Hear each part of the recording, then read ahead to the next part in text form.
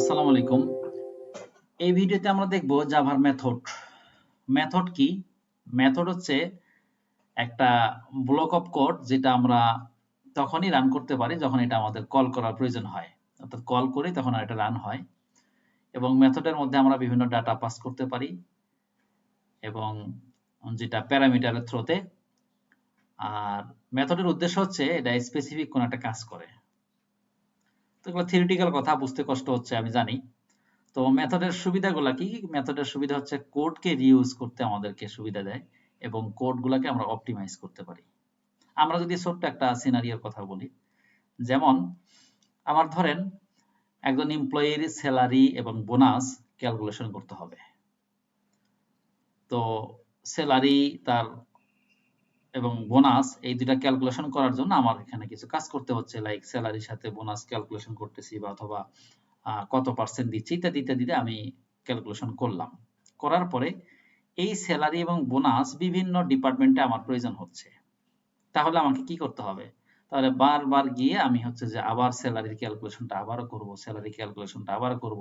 তো প্রত্যেকটা ডিপার্টমেন্টে গিয়ে আমাকে আলাদা আলাদা করে করতে হচ্ছে, যত জায়গায় প্রয়োজন বা পারসন টু পারসন গিয়ে করতে হচ্ছে। তাহলে এটা কিন্তু আপনার জন্য অনেক কোড লিখতে হবে এবং অনেক প্রয়োজনের ব্যাপার আছে, সময়ের প্রয়োজন আছে। তো এই ক্ষেত্রে আমরা যদি এমন একটা কাজ করি যে স্যালারি নামে আমি একটা মেথড তৈরি করলাম, মেথড তৈরি করে এর মধ্যে আমি একটা ক্যালকুলেশন করে রাখলাম, আমার যেখানে যেখানে দরকার, যে যে ডিপার্টমেন্টে দরকার, যে যে পার্সনের দরকার, তখন শুধু আমি ওই স্যালারি মেথডটাকে কল করব, তার মধ্যে ওই ক্যালকুলেশনটাকে আমি ওখান থেকে নিয়ে নিব। তাহলে দেখেন আপনার কোডটা কতবার কত বেশি আপনি ইউজ করতে পারতেছেন। আশা করি মানে প্রয়োজনটা বুঝতে পারছেন যে আসলে মেথডটার প্রয়োজনটা কতটুকু।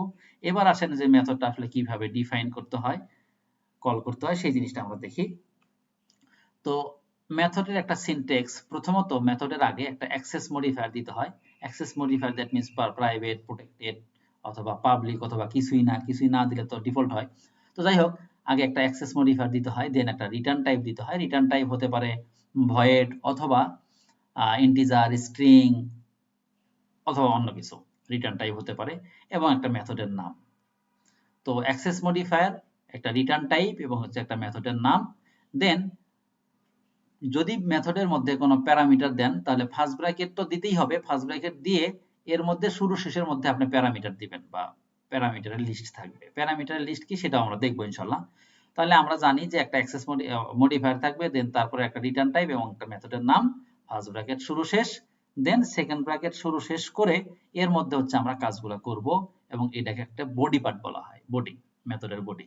এবং আমরা যদি এক্সাম্পলটা দেখি, দেখেন একদম সুন্দর এক্সাম্পল দেওয়া আছে। পাবলিক তার মানে access modifier, then return type void এবং মেথডের নাম ডিসপ্লে এবং ফার্স্ট ব্র্যাকেট শুরু শেষ। আমি এখানে কোনো প্যারামিটার এই এক্সাম্পলের মধ্যে দেই নাই, এবং সেকেন্ড ব্র্যাকেট শুরু শেষ, অর্থাৎ এই সেকেন্ড ব্র্যাকেটের মধ্যে হচ্ছে আমাদের কাজগুলো করতে হবে, অর্থাৎ এটাকে বডি পার্ট বলা হয়। এখন রিটার্ন টাইপ ভয়েড যেটা আছে, ভয়েড আসলে কোনো কিছু রিটার্ন করে না, বাট সে একটা রিটার্ন টাইপ, আমরা এখান থেকে কোনো কিছু রিটার্ন করব না। আমি যখন মেথডটাকে কল করব, মেথডের মধ্যে কার্য সম্পাদন যা হয়েছে সেটা আমাকে দিয়ে দিবে মেথডটা। আচ্ছা, এখানে আমরা যে বললাম যে পাবলিক ভয়েড ডিসপ্লে অর্থাৎ অ্যাক্সেস মডিফায়ার, রিটার্ন টাইপ, তারপরে মেথডের নাম, এখানে কিছু ম্যান্ডেটরি আছে, কিছু অপশনাল আছে। তো অপশনাল গুলো হচ্ছে যে মডিফায়ার, অ্যাক্সেস মডিফায়ার, আপনি ওই মডিফায়ার না দিলেও কোনো সমস্যা নাই। মডিফায়ার না দিলে কি হবে, ডিফল্ট হয়ে যাবে অটোমেটিক্যালি। এবং রিটার্ন টাইপ, এটা হচ্ছে ম্যান্ডেটরি, সেটা আপনি রিটার্ন না করলে আপনাকে ভয়েডটা অ্যাট লিস্ট দিতে হবে। আপনি ইন্টিজার, স্ট্রিং অথবা অন্য কোনো রিটার্ন টাইপ দিতে পারেন। দেন আটা হচ্ছে মেথডের নাম, যেটা ম্যান্ডেটরি, মেথডের নাম দিতে হবে। এরপর হচ্ছে প্যারামিটার লিস্ট, এটা আপনি দিলে দিবেন, না দিলে না দিবেন। এক্সেপশন লিস্ট, এটা না দিলে সমস্যা নাই। এবং মেথডের বডি, এটা হচ্ছে অপশনাল, অর্থাৎ সেকেন্ড ব্র্যাকেট যুক্ত, সেকেন্ড ব্র্যাকেট শুরু শেষ, সেকেন্ড ব্র্যাকেট সহ এর ভিতরে যে অংশটা, এটা হচ্ছে আমাদের বডি পার্ট। এই বডি পার্টটা অনেক মেথডের অনেক সময় নাও থাকতে পারে। এখানে আরো একটু সিনট্যাক্সটা আমি দিয়ে রাখছি, মানে ইয়েটা, এক্সাম্পলটা, যে এটা আমার গুগল থেকে নেওয়া। পাবলিকটা হচ্ছে একটা মডিফায়ার, দেন রিটার্ন টাইপ হচ্ছে ইন্ট এবং মেথডের নাম হচ্ছে ম্যাক্স, এবং প্যারামিটার লিস্ট ওই সেকেন্ড ফার্স্ট ব্র্যাকেট শুরু এবং শেষের মধ্যে হচ্ছে প্যারামিটার লিস্ট, যদি আপনি প্যারামিটার দেন তাহলে থাকবে। আর এই সেকেন্ড ব্র্যাকেট শুরু শেষের মধ্যে কি হচ্ছে আমরা এটার বডি পার্টের মধ্যে কাজ করেছি। আর যখন আপনি ভয়েড ছাড়া অন্য কোনো রিটার্ন টাইপ দিবেন, সেটা হতে পারে স্ট্রিং, হতে পারে ডাবল, হতে পারে ইন্টিজার, ইন্ট, যেটাই দেন তখন রিটার্ন কিওয়ার্ডটা দিতে হবে। এবং মেথডের দুইটা টাইপ আছে, একটা হচ্ছে প্রি ডিফাইন মেথড যেগুলো জাভার মধ্যে দেওয়াই আছে, আর আরেকটা হচ্ছে ইউজার ডিফাইন মেথড যেগুলো হচ্ছে আমরা নিজেরা তৈরি করি। তো চলেন আমরা একটু মেথডের একটু প্র্যাকটিক্যাল কাজটা দেখি যে আসলে আমাদেরকে কিভাবে কোডগুলোকে রিউজ করতে দেয়। আমরা যদি একটা কাজ করি সেটা হচ্ছে যে আমাদের আগের যে ক্লাসটা ছিল, আগের যে ক্লাসটা আমাদের এখানে ছিল, সেই ক্লাসটাকে যদি আমরা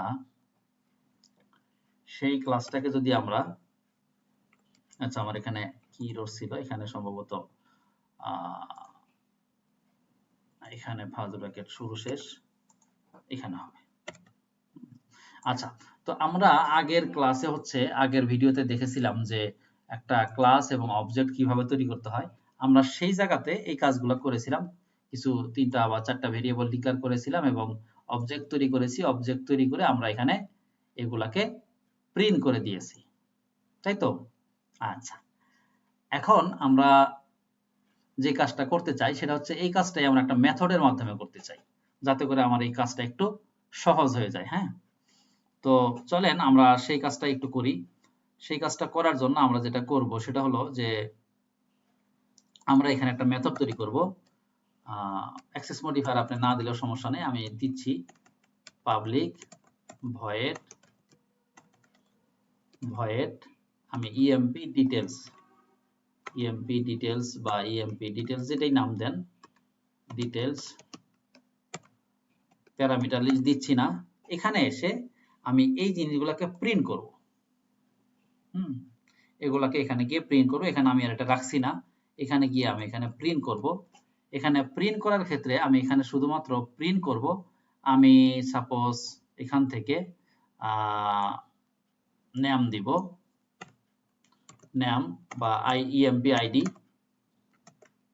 আইডি, এখানে থাকবে হচ্ছে আমার ইএমপি নাম বা শুধু নাম, আমার শুধু নাম থাকবে। আমি হচ্ছে এখান থেকে দিব হচ্ছে এস এবং এখান থেকে দিব হচ্ছে আমি অ্যাড্রেস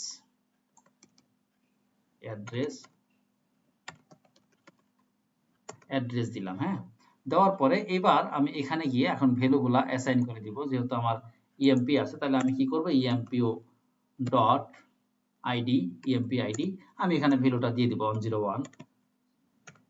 আমি একটু ডুপ্লিকেট করতেছি।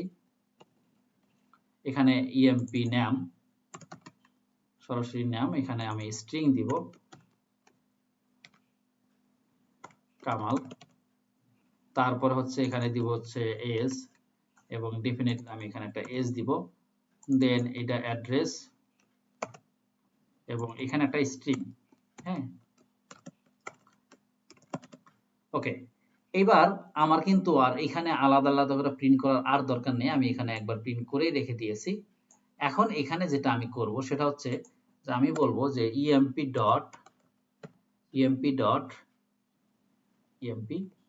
ডিটেলস। এতে করে যেটা হবে, যখন আমি মেথডটা কল করব, মেথডটা কল করার পরে মেথড এখানে যাবে, এখান থেকে এই মেথডের মধ্যে এই লাইনগুলো আমার আছে সেটাকে সে প্রিন্ট করে দিবে। আবার আমি এখানে যখন ভ্যালুগুলো অ্যাসাইন করেছি, এই ভ্যালুগুলো এখানে আমি দিয়ে দিয়েছি, এই ভ্যালুগুলো এখান থেকে রিসিভ হবে আর এখানে প্রত্যেকটা লাইন এভাবে প্রিন্ট হবে। তার মানে আমার এখন একটা মেথড কল করার মাধ্যমে কিন্তু আমি এখন এর আউটপুটটা পেয়ে যাচ্ছি। আচ্ছা, তাহলে আমরা যদি এই যে আচ্ছা আমি আউটপুটটাকে দেই, আগে রান করি তারপরে আউটপুটটা দেখি। দেখেন আমরা কিন্তু আউটপুটটা পেয়ে যাচ্ছি। এখন এই যে এখানে আমরা বারবার যে স্ট্রিং system.out.println লিখেছি, এটা কিন্তু আমার আর দরকার নাই, এখানে আমি কি করব, আমি এই কোডগুলো আর রাখতেছি না, বারবার আমাকে আর প্রিন্ট করার দরকার নাই। এখানেও আমি শুধু ভ্যালুগুলো অ্যাসাইন করে দিব। আপনার ভিন্ন ভ্যালু থাকতেই পারে, সেক্ষেত্রে আপনি শুধু ভ্যালু অ্যাসাইন করে দিবেন, তাহলে কিন্তু আপনার এখানে আমি নামগুলো একটু জাস্ট চেঞ্জ করে দেই, রাজীব, তারপর হচ্ছে ঢাকায় থাক। এগুলো হচ্ছে আমার এক একটা ইএমপি2 হবে, কারণ অবজেক্ট হচ্ছে আমার ইএমপি2। তাহলে এখানে দেখেন আর প্রিন্ট করতে হচ্ছে না। আপনি যদি আরো অবজেক্ট তৈরি করতে চান, সেই ক্ষেত্রে কিন্তু আপনাকে আর এইভাবে আর বারবার কোড করার প্রয়োজন হবে না, যেটা আমরা আগে করেছিলাম। এখানে আমার আউটপুটটা আসে না কারণ আমি মেথডটাকে কল করি নাই। emp2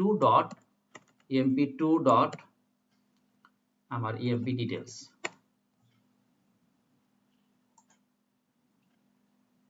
emp2.emp details।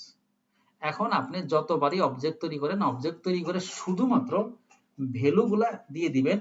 দিলে এখান থেকে এক মেথডের মধ্যেই যা কিছু, যে এই ভেরিয়েবল গুলো আমার এখান থেকে রিসিভ করে আপনাকে প্রিন্ট করে দিবে। তো এটা হচ্ছে আমাদের মেথডের সুবিধা। মেথডের মাধ্যমে কিন্তু আমরা কোড রিইউজ করতে পারি। তো আশা করি মেথডের ইউজটা বুঝতে পারছেন। পরের ভিডিওতে আমি মেথডের প্যারামিটার লিস্ট নিয়ে আলোচনা করব এবং মেথডটা আমাদের কাজে অনেক ব্যবহার করব, আমরা অনেক অনেক ব্যবহার করব। তো সবাই ভালো থাকবেন। আল্লাহ